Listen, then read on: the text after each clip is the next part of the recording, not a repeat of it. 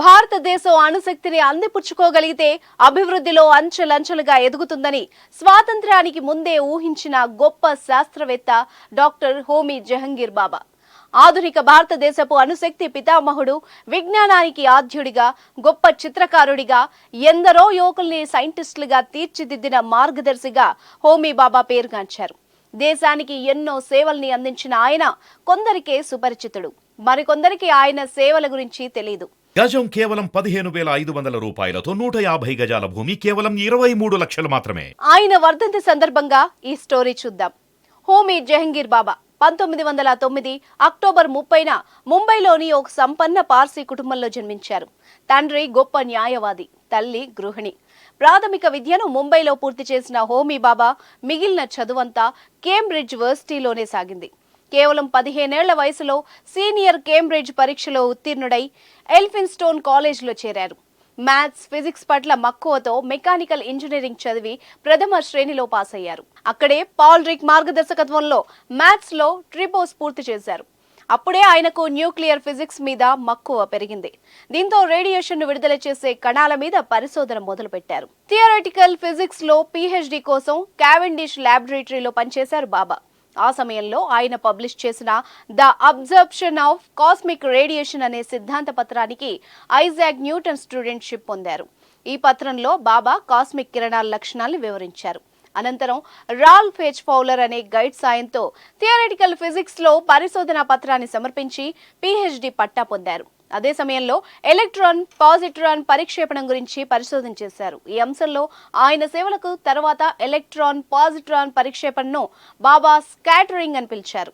ఇలా కేంబ్రిడ్జ్ లో పరిశోధనల్లో బిజీగా ఉన్న సమయంలోనే 1939వ సంవత్సరం రెండవ ప్రపంచ యుద్ధం వచ్చింది. దీంతో ఆయన భారత్ కు తిరిగి రావాల్సి వచ్చింది. యుద్ధం 6 ఏళ్లకు పైగా సాగడంతో ఆయన తిరిగి బ్రిటన్ వెళ్లలేదు. డాక్టర్ సివి రామన్ ఆధ్వర్యంలో ఉన్న బెంగళూరులోని ఇండియన్ ఇన్స్టిట్యూట్ ఆఫ్ సైన్స్ లో ఫిజిక్స్ రీడర్ గా చేరారు. అక్కడ పనిచేస్తూనే మన దేశం అణురంగంలో వెనుకబడి ఉన్న అంశాన్ని గుర్తించి నాటి ప్రధాని నెహ్రూను ఒప్పించి పలు కళాశాలలు, ల్యాబొరేటరీలను ఏర్పాటు చేయాలని కోరారు. తర్వాత 1944లో తానే స్వయంగా కాస్మిక్ కిరణాల పరిశోధనాశాలను ప్రారంభించారు. స్వతంత్రంగా అణు పరిశోధనకు దిగారు. 1945లో ముంబైలో Tata institute of fundamental research, 1948లో అటామిక్ ఎనర్జీ కమిషన్ సంస్థల్ని స్థాపించాడు. తర్వాత అవే సంస్థలకు డైరెక్టర్ గా నియమితులైన బాబా భౌతిక శాస్త్ర అధ్యాపకునిగాను పనిచేస్తూ వచ్చారు. మన దేశంలో యురేనియం నిల్వలు లేకపోవడంతో దానికి బదులు అలాంటి లక్షణాలున్న మన దేశంలో విరివిగా లభించే థోరియం నుంచి అణుశక్తిని వెలికితీసే వ్యూహంతో 3 దశల్లో అణు కార్యక్రమానికి నాంది పలికారు.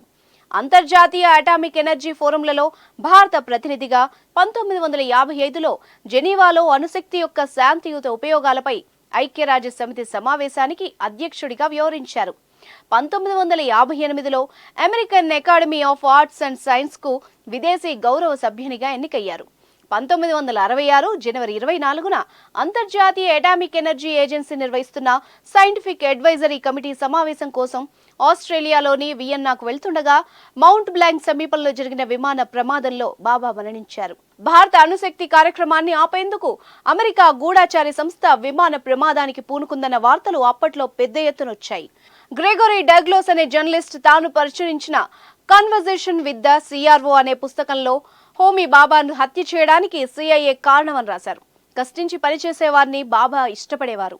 వారు పనిలో ఏదైనా పనిలో పొరపాటు చేసినా క్షమించేవారు. కానీ నిర్లక్ష్యంగా సోమరిలా ఉండేవారిని భరించేవారు కాదు.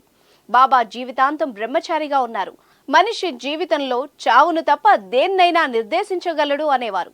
ఎవరైనా చనిపోయినప్పుడు పని ఆపి సెలవు ప్రకటించడాన్ని బాబా వ్యతిరేకించారు. ఆ రోజు మరింత ఎక్కువ పని చేయడమే చనిపోయిన వారికి మనం ఇచ్చే నివాళి అనేవారు. అందుకే బాబా మరణ వార్త విన్నప్పుడు ఆయన సహా ఉద్యోగులు, ఆయన కింద పనిచేసేవారు అందరూ పనిలో లీనమై ఆయనకు శ్రద్ధాంజలి ఘటించారు. 1942లో ఆడమ్స్ ప్రైజ్ ను గెలుచుకున్న బాబా 1954లో పద్మభూషణ్ పురస్కారాన్ని అందుకున్నారు. 1951, 1953, 1956లలో ఆయన భౌతిక శాస్త్రంలో నోబెల్ బహుమతికి నామినేట్ అయ్యారు. ఆయన మరణం తర్వాత ముంబైలోని అటామిక్ ఎనర్జీ ఎస్టాబ్లిష్మెంట్ ను బాబా అటామిక్ రీసెర్చ్ సెంటర్ గా మార్చారు.